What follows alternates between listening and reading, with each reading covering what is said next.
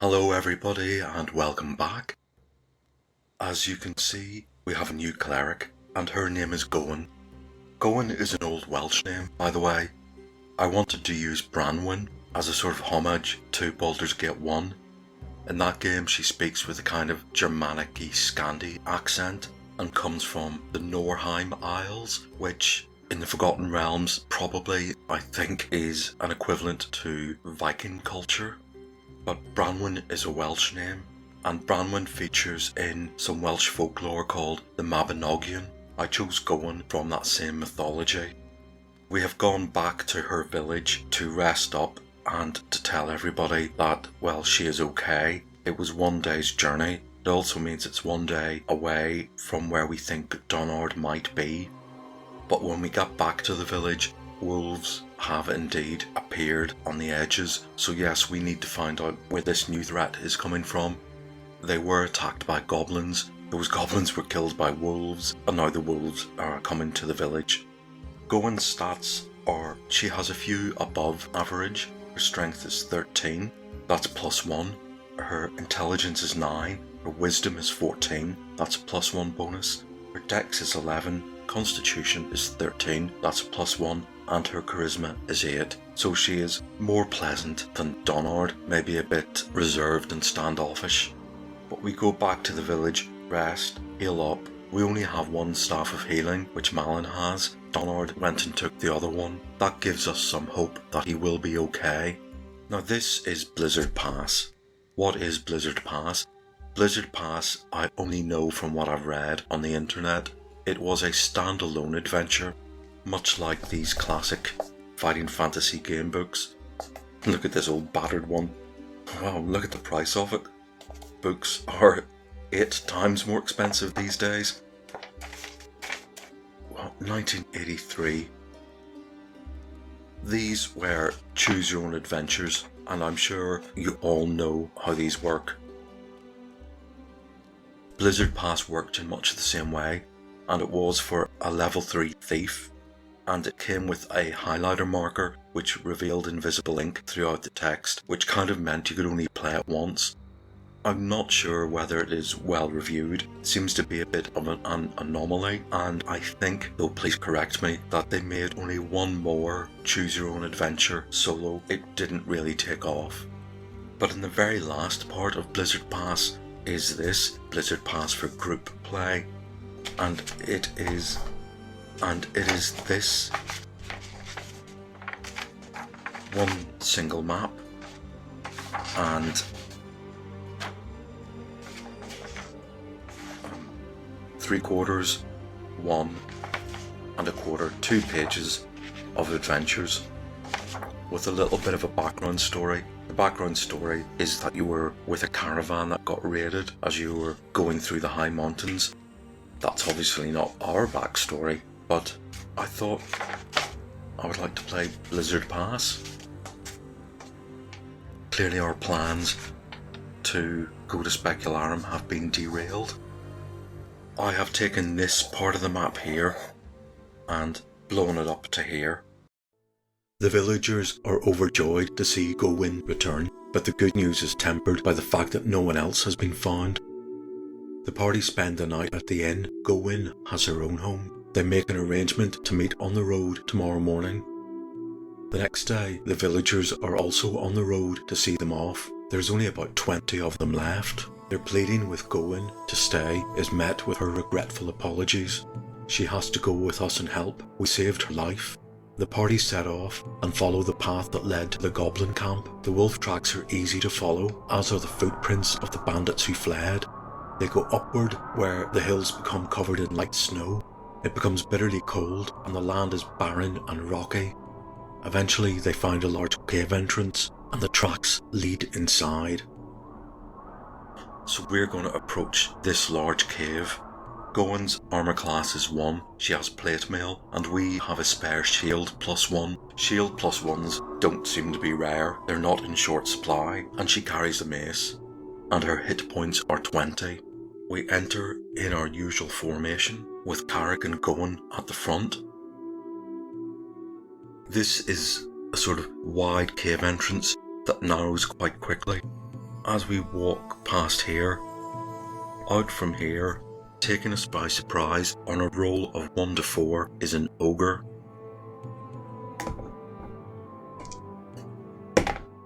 Yep. And that ogre is more than 5 feet away just, and he throws an ice ball as a projectile. I'm just going to assume it's like a hardened snowball, and it does 1d12 damage. Now the ogre has a THAC/O of 15, and Carrick's armor class is -1, and he misses. So all of a sudden, Carrick is walking along here, and from nowhere, this big ice ball just whistles past him and smashes into this wall here, and our dwarf gets showered in ice, and this ogre is revealed. He's made his intentions clear. The fight is on. Does he follow up that ice ball with a swing of a club? Let's roll for initiative. And it's mutual. I'll do him first, and he does 1d10.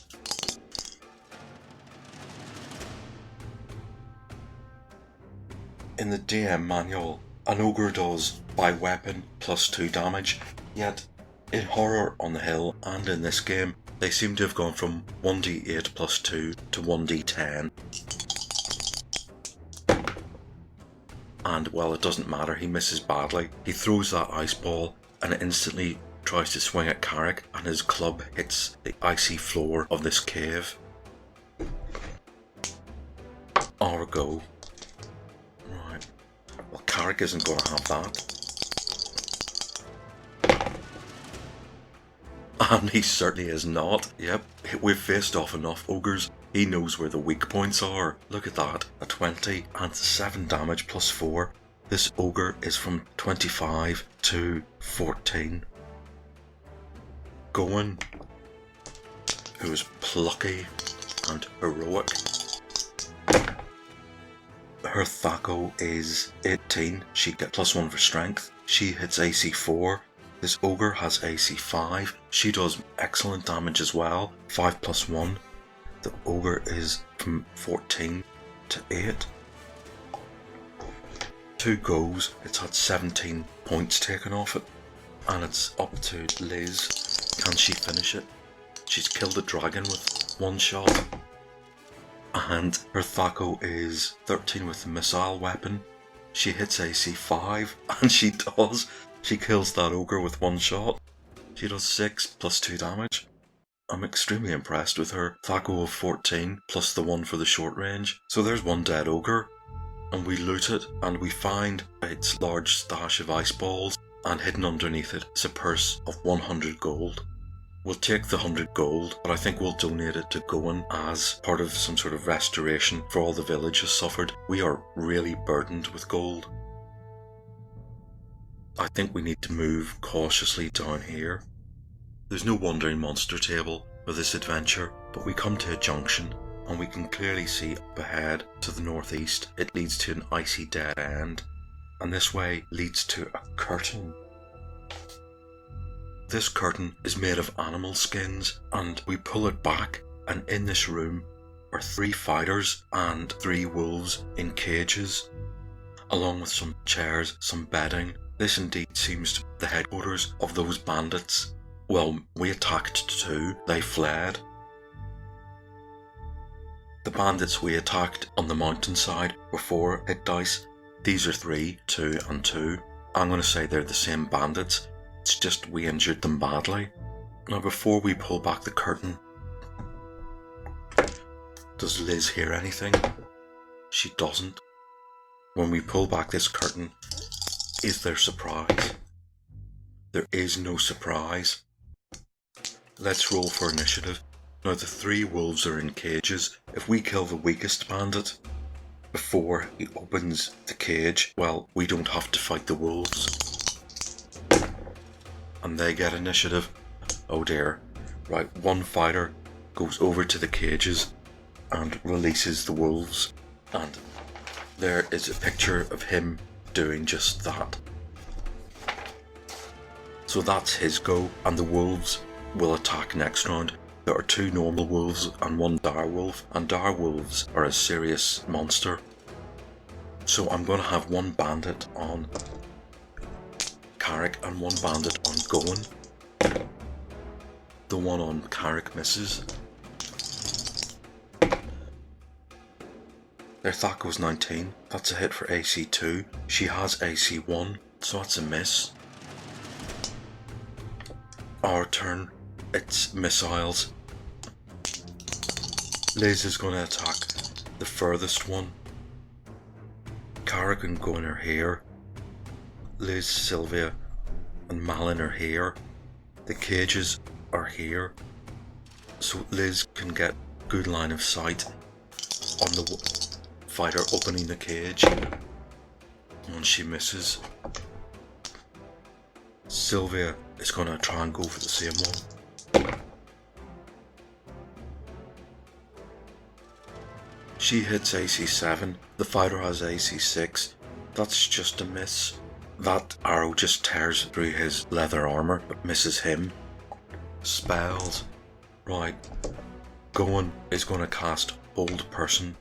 Bold Person is a favourite spell of mine in the good old Baldur's Gate games, but it has quite a short radius there.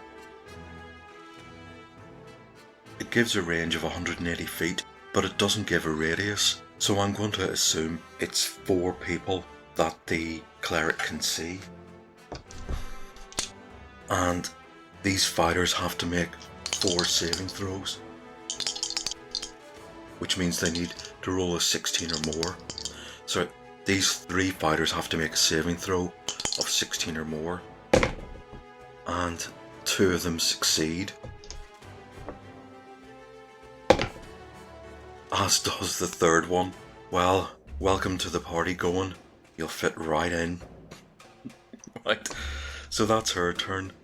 Malin is going to cast Sleep in the corner here. There's 2 fighters here on us, and there's 1 here, and there's 3 wolves, wolf and a dire wolf. I believe all along Sleep can do what is called friendly fire. It can affect your own party. Now, does it affect the lowest hit dice first and spread upward, or does it affect the nearest first and spread outward?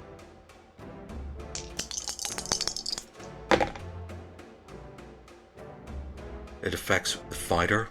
He is 2 hit dice. It affects one of the wolves, which is 2 hit dice. That's 4 used up. So there's a wolf and a dire wolf still left. It's round 2. So 1 fighter and 1 wolf is asleep.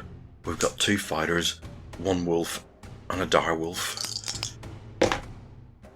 And they get initiative. This is all melee. So let's do the fighter on Gowan, who misses. The fighter on Carrick, who misses. The wolf on Gowan misses. And the dire wolf on Carrick. These do 2d4 and it misses. Our turn. Missile is going to have that -3 FACO because of Carrick and Gowan in the way. Liz misses. Sylvia misses. 14 -3 is 11. She hits AC 7, and well, if she'd gone for a wolf, she would have hit it, but the fighters have AC 4 and 5. Malin, well, he's back on lamp duty. Let's do Gowan, who misses.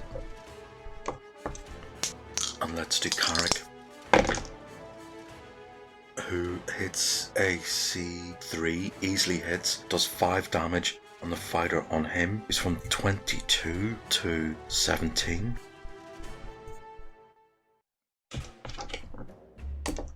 Round 3. And they get initiative again. Let's do fighter number 1.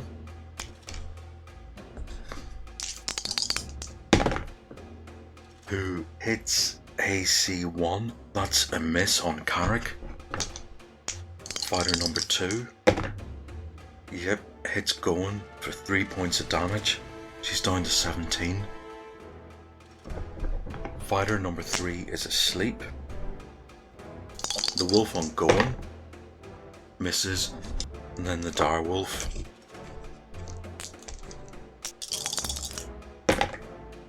Misses Carrick. I just want to point out, if these had a little beveled edge instead of being so sharp, you could get your fingernails underneath and pick them up so much easier. Our turn. Missiles. Liz misses. Sylvia misses. Malin has purchased 5 brand new throwing daggers. Oh god. There's a 50% chance he is going to hit Carrick in the back of the head. 50 or less. And he does 2 damage. Remember, he's quite weak. So Carrick is down 2 hit points. And now it's Gowan's turn. Yes, that's an excellent hit, and +1 for damage. The fighter on her is from 15 to 8. And then Carrick.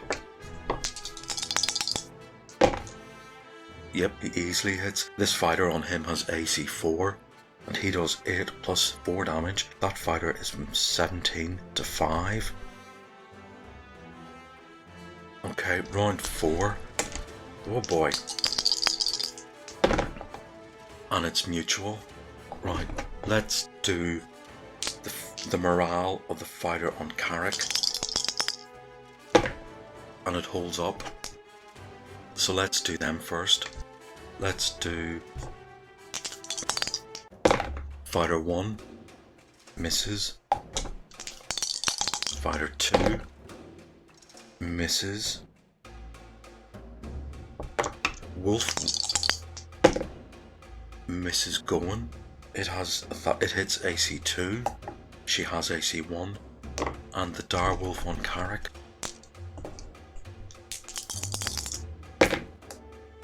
hits AC -1 and hits Carrick for 4 points. He's down to 17. Our turn. Sylvia is going to take out her longsword +1. Liz misses. Sylvia swapping weapons. Gowan hits, does 4 damage to the fighter on her. He's down to 4 HP. Carrick hits again and kills the fighter on him. Malin is not going to risk another throwing dagger. Right, round 5. And they get initiative. What do we have left? We have 1 fighter on 4 HP, 1 dire wolf, and 1 normal wolf. We have a sleeping fighter and a sleeping wolf. So the fighter is on Gowan, and it misses. The dire wolf is on Carrick, and it misses badly. Good. And the normal wolf goes for Sylvia. Her AC in combat is 2, and its Thaco is 17. It hits -2, so it does 2 points of damage to Sylvia. She's on to 14. I'm gonna have Liz. Yeah, she hits the fighter, and he is down from 4 to 1 HP. Then I'm gonna have Gowan on that fighter. She misses. I'm gonna have Carrick on the dire wolf, and he misses. And then I'm gonna have Sylvia on the normal wolf, and she hits. She does 4 damage. That wolf is from 10 to 6. So it is round 6.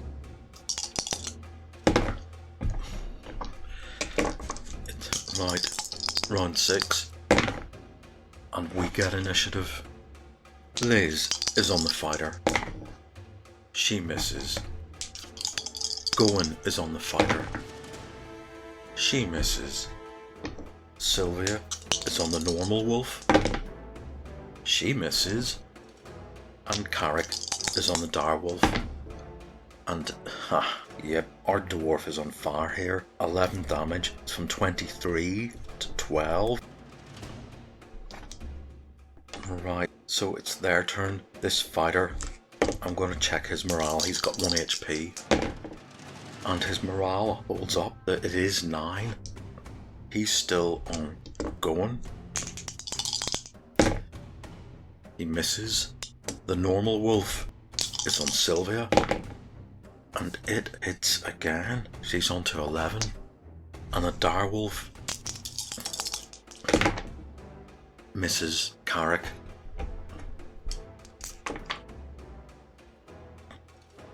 So Liz fires another arrow and misses. Going on the fighter. Her Thacker was 18, she hits AC 7. This fighter has AC 6, that's a miss. Sylvia is on the normal wolf. Yep, look at that. Nice one, she kills that normal wolf. So it's gone. And Carrick is on the direwolf. And he hits AC 3. That's enough to hit. And he does 12 damage. That kills the direwolf. So there is only the fighter left on 1 HP. And it's his go. And he is on our new cleric. And he misses badly. So it is round 7. Oh boy. And the fighter gets initiative.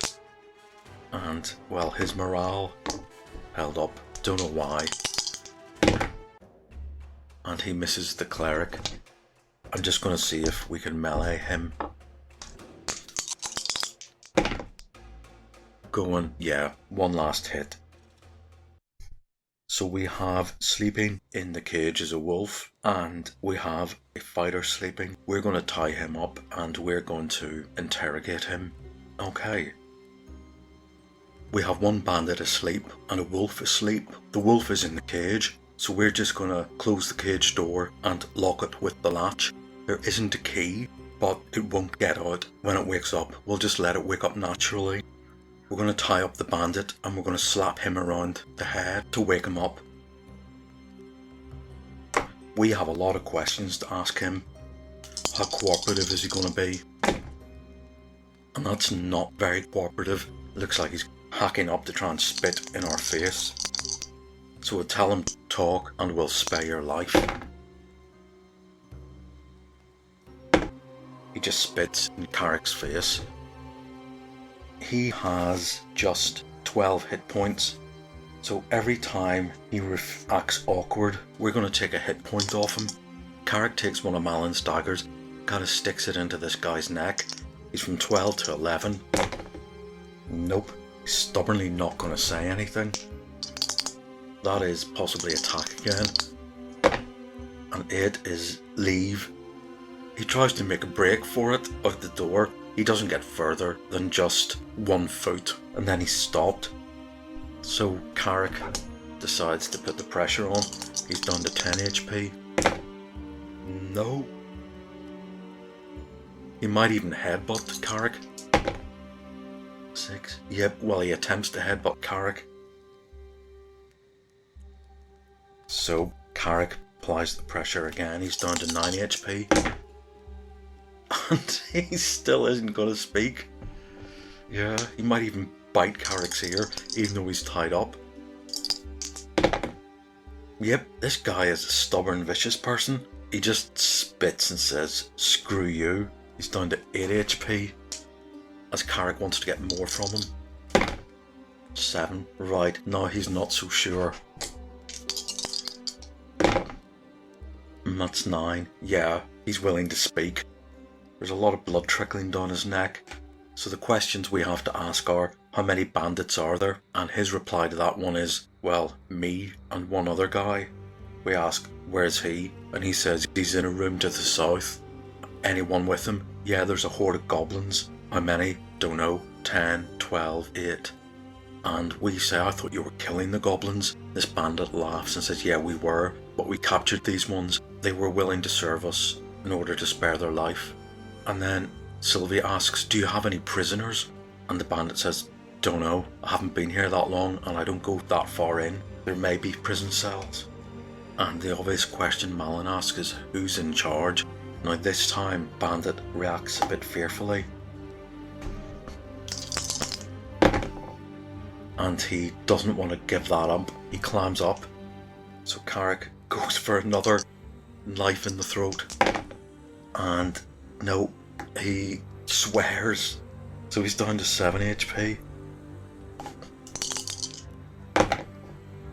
And his reaction to being asked again is definitely low. So he tells everyone to F off. If there is somebody in charge, he's clearly very frightened of them. Yep, he says, I'd rather die than tell you that. Okay, well, Carrick is happy to oblige, and this bandit is down to 6 HP. And he's not so certain anymore. He says, what is it you want to know? And we say, who is in charge?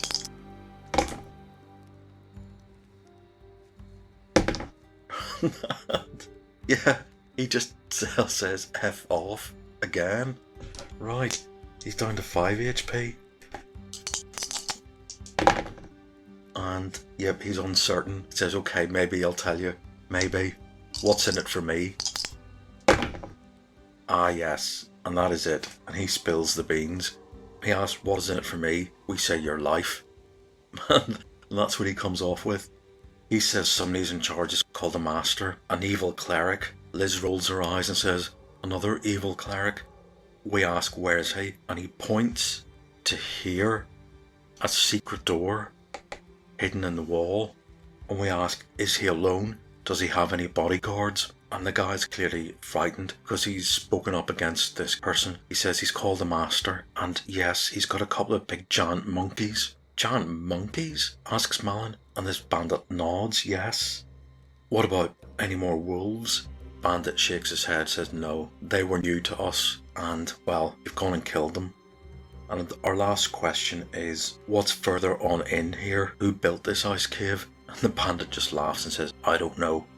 There's apparently some sort of ancient temple, and again, we all look at each other and say, right, one of those. We're not going to get anything more from this bandit. We've asked all the questions we want. So we're going to tie him up and put him in the cell with the wolf. And he can bleed from his neck, and the wolf can lick that up. So we know there's a secret door here. We know there's somebody behind it. And we know there's another bandit with about 20 goblins. And we know there is a temple. But we still have no idea if we're on the right track to find Donard. Okay. Well, we shall explore all of this next time. So I'll see you then.